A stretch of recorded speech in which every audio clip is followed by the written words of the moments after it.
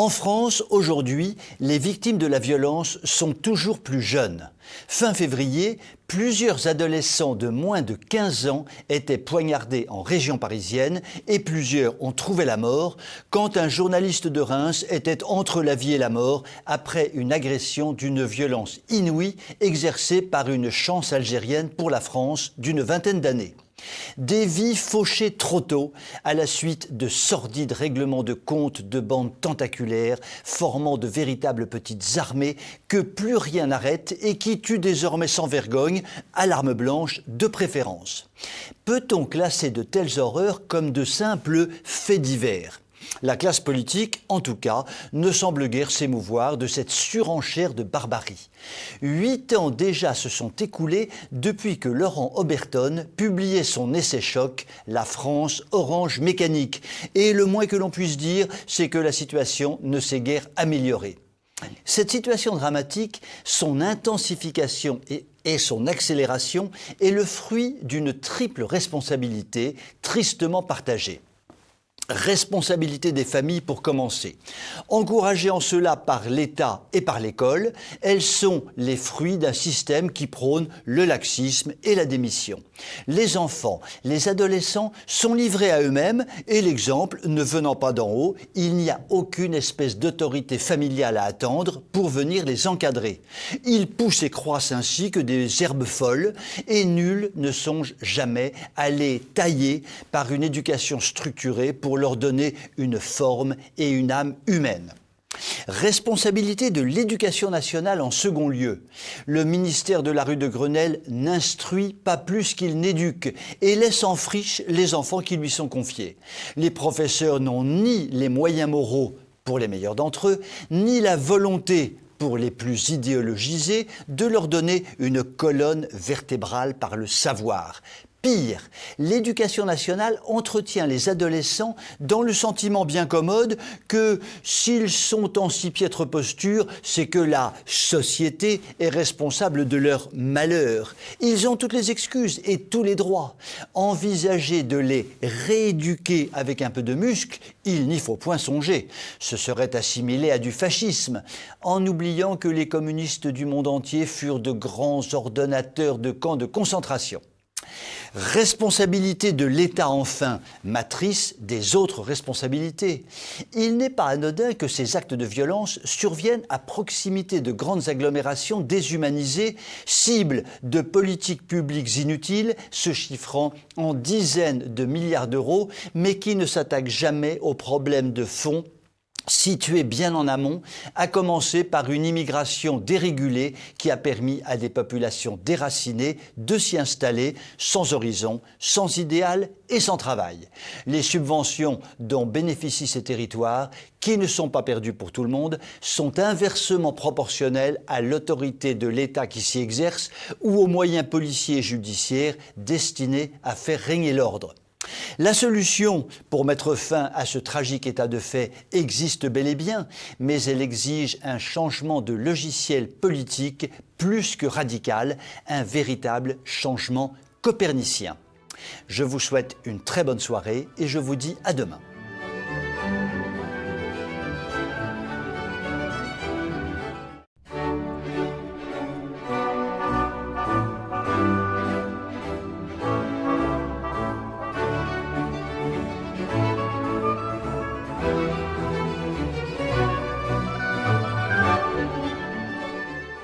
Pour ceux qui en douteraient, Emmanuel Macron est déjà en campagne.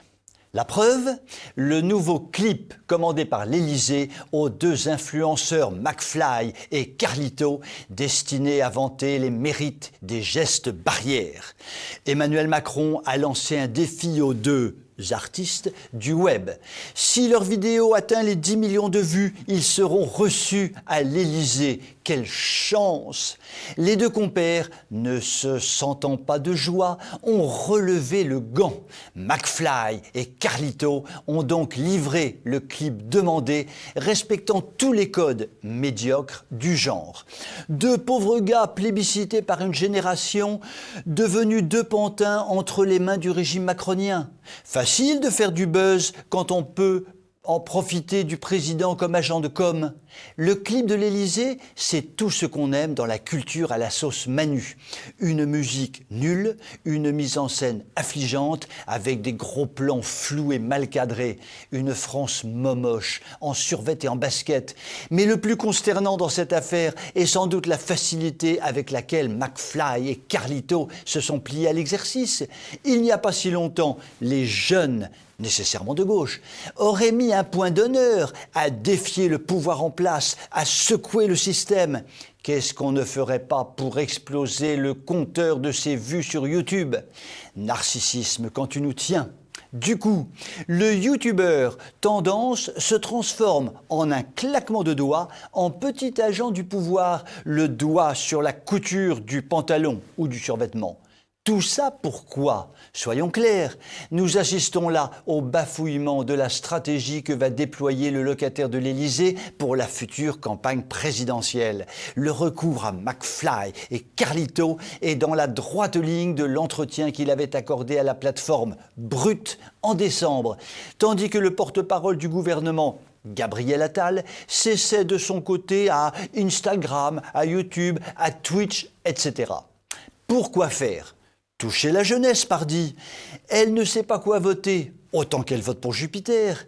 Elle ne devrait pas être trop difficile à convaincre. Depuis des années, elle est biberonnée à la propagande de l'éducation nationale et soigneusement formatée pour voter comme il faut, se mobiliser et se révolter sur commande au sujet de débats à la mode. L'appauvrissement du discours, le sens du vent, les réflexes idéologiques conditionnés, les clins d'œil sous-culturels, c'est l'ADN d'En Marche. Est-ce que ça suffit pour gagner? Ça n'est pas si sûr.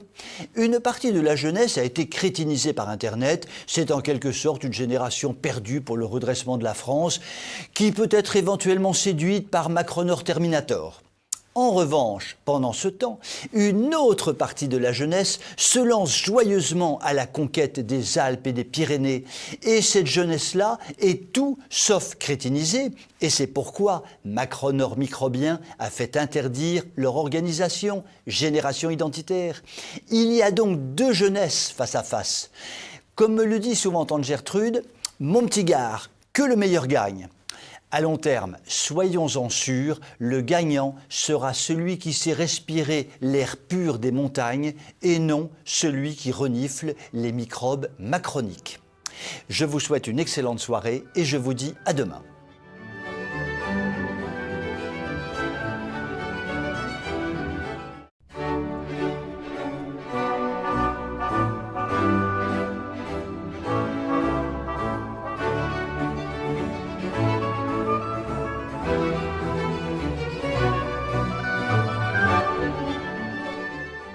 Il n'est pas inutile de reparler de la fameuse affaire des squatteurs de Toulouse, tant elle est exemplaire. Le temps médiatique file si vite que nous avons peut-être déjà oublié l'affaire de squat survenue dans la petite station balnéaire de Théoul-sur-Mer en octobre dernier.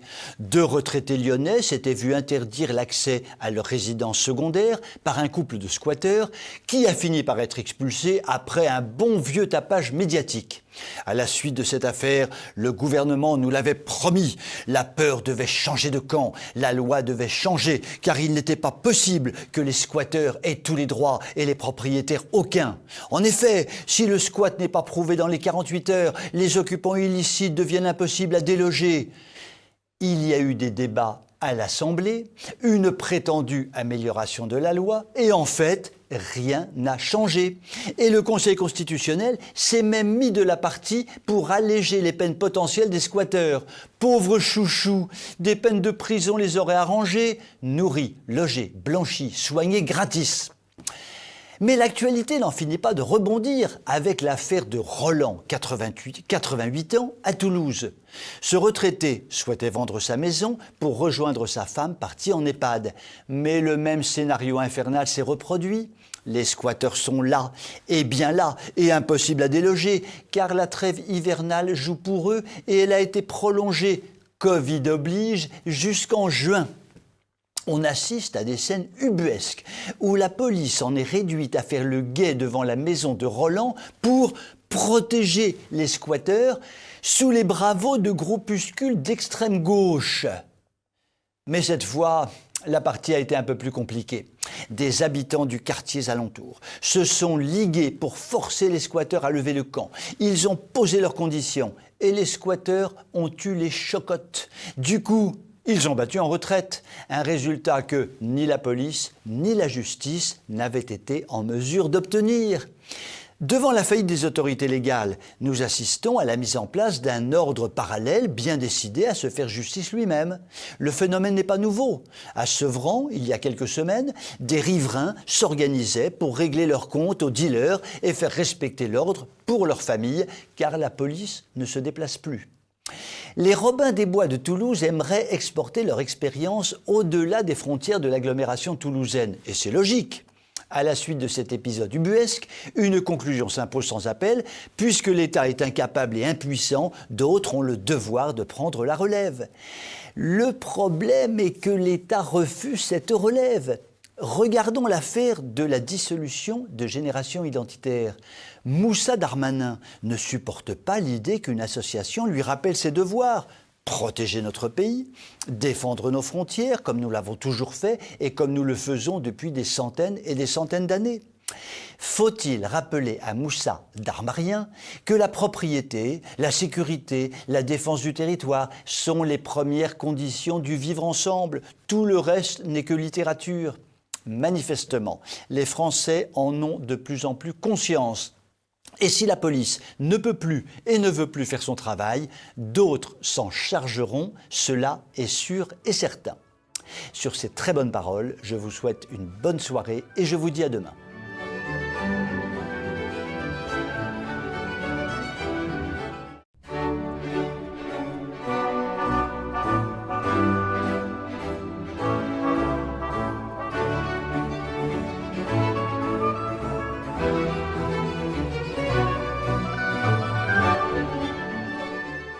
La culture, nous le savons bien, c'est comme la confiture. Moins on en a, plus on l'étale.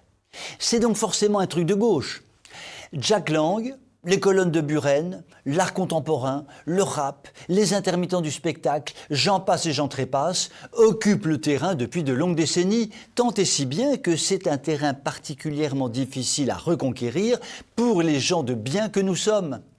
Mais il en faut plus que cela pour démonter le solide Louis Alliot, maire de la ville de Perpignan. Ce n'est pas n'importe où, Perpignan. Pour Salvatore Tali, c'est là que se trouve le centre du monde. Pour être exact, le centre du monde, c'est la gare de Perpignan, a dit le grand homme. Avec un tel titre de noblesse, on se sent en pousser des ailes. Et à Perpignan, on a, à juste titre, la culture en très haute estime. C'est pour cela que, légèrement agacé par le jacobidisme et les obstinations parisiennes à cadenasser la France par le haut, Louis Alliot a décidé de rouvrir les 4 musées de sa ville. Et tant pis pour les directives sanitaires covidiques qui ferment les lieux de culture tout en autorisant les transports en commun, bien sûr. L'homme ne vit pas que de télétravail et de café, il a aussi besoin d'élever son âme et de contempler le beau. Et donc, allons-y, roulez jeunesse, à Perpignan, on réouvre les musées pour rendre à nouveau la liberté à la culture par la voie d'un arrêté municipal. Bug dans le logiciel. Consternation rue de Valois au ministère de la Culture sans confiture. Mais comment est-ce possible ? Normalement, la culture, c'est exclusivement un truc de gauche. Pas touche à ma culture, mon pote. Depuis quand des types de droite, qui plus est du Rassemblement national, s'en soucient ? Mais c'est interdit, ça n'est pas dans les règles du jeu. Du coup, action, réaction, aussitôt dit, aussitôt fait, il faut mettre fin à cette scandaleuse inversion de valeurs. Le tribunal administratif est donc saisi pour suspendre la réouverture des musées perpignais. Et c'est chose faite en 2 temps et 3 mouvements. Qui a dit que la justice était lente dans notre pays ? Quand c'est pour la bonne cause, on expédie, ça galope sec. Grognement et embarras d'une foultitude de maires de bien de gauche. Pourquoi c'est-il lui qui a eu l'idée, pas nous ? Ils ne sont pas censés être des crétins finis au Rassemblement national ? De quoi avons-nous l'air ? Il faut avouer que, sur ce coup-là, le père Alliot a joué très finement en coupant l'herbe sous le pied de ses adversaires politiques. Et il a placé la mémé Bachelot, la Roselyne de mon cœur, dans une situation particulièrement inconfortable. Elle qui, avec des trémolos dans la voix, assure se battre nuit et jour pour le retour vers la culture dans le futur, a été obligée de sévir et de désavouer publiquement un type qui fait exactement ce qu'elle rêverait de faire depuis des semaines. Bien joué, Luigi. Louis, c'est un gars du Sud. Il ne se laisse pas démonter pour si peu. La justice lui ayant intimé l'ordre de fermer à nouveau ses musées, il a trouvé une solution de rechange. À Perpignan, il a lancé l'opération « L'art prend l'air » dans les rues de la ville pour permettre aux galéristes et aux artistes d'exposer leurs œuvres au nez et à la barbe du Covid-21. Sacré Luigi, va! Qui a dit que la culture était un truc de gauche ? Je vous souhaite une excellente soirée.